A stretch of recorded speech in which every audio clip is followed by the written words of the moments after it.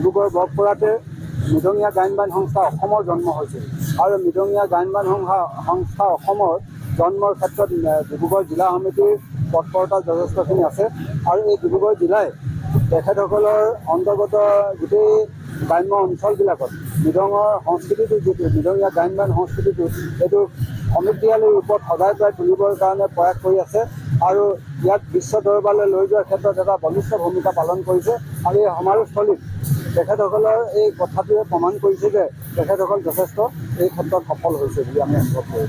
এতিয়া 120 জোৰা গায়ন বায়নে ইয়াত প্ৰদৰ্শন কৰিছে বুলি আমাৰ উদ্যোক্তাসকলে কৈছে।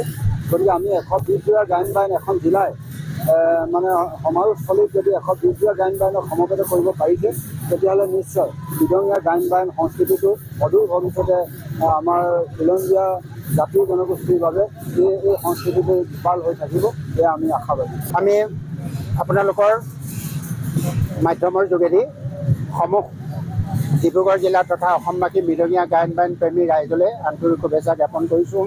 মোৰ বাৰু ক'বলৈ ভাল লাগিছে এই অনুষ্ঠানটোৰ ষষ্ঠ বাৰৰ কাৰণে ধৰি ৰাখি আজি ষষ্ঠ বাৰৰ এই প্ৰায় 100 জোৰা গায়নতে ইয়াত সমবেত হৈছে।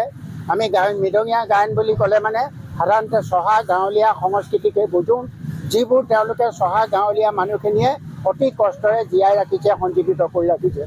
তথাপি ক'ব লাগিব কিবা এটা দুৰ্বলতা যেন আমাৰ মাজত আছে, সেয়া হ'ল ডেকা ল'ৰাসকল এই সংস্কৃতিৰ মাজলৈ একেবাৰে শ্ৰদ্ধা সহকাৰে আহিব খোজাৰ আমি হয়তো পৰিৱেশ দিব খোজা নাই, পৰিৱেশ দিব পৰা নাই বা তেওঁলোকৰ অহাৰ পৰিৱেশ পোৱা নাই।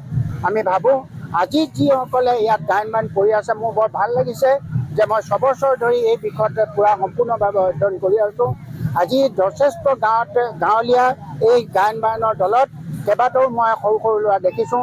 উঠি অহা চামৰ কাৰণে তেওঁলোক নিশ্চয় প্ৰেৰণাৰ উৎস আৰু তেওঁলোকৰ দেখি বহুতে প্ৰেৰণা পাব।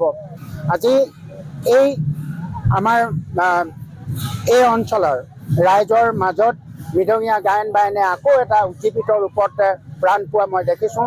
কাৰণ আমি ইতিমধ্যে টেঙাখাটত 2023 চনতে চেনীবিলতে 107 জোৰা গায়নে যি সমাৰোহ কৰিলোঁ, আজি এই সমাৰোহ এক প্ৰকাৰ পৰিপূৰক বহু নতুন গায়ন আমাৰ মাজলৈ আহিছে।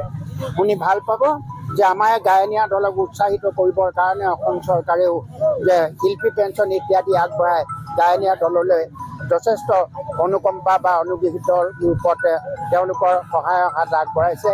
গতিকে চেগতে সাংস্কৃতিক বিভাগৰ পৰা আমালৈ যি উৎসাহ আৰু অনুপ্ৰেৰণা যোগাইছে আমি চেগতে আপোনালোকৰ যোগেদি ধন্যবাদ জ্ঞাপন কৰিছোঁ। আশা ৰাখিছোঁ আগন্তুক দিনত আমি আৰু বেছি ইয়াতকৈ আকৰ্ষণীয় ৰূপত মৃদঙক আৰু অধিক আগুৱাই যোৱাৰ এই চৰকাৰ যোগেদি সাংস্কৃতিক বিভাগৰ যোগেদি প্ৰেৰণা লাভ কৰিম। আপোনালোকৰ যোগেদি এই শুভবাৰ্তা দিবলৈ পাই মই নিজকে ধন্য মানিছোঁ।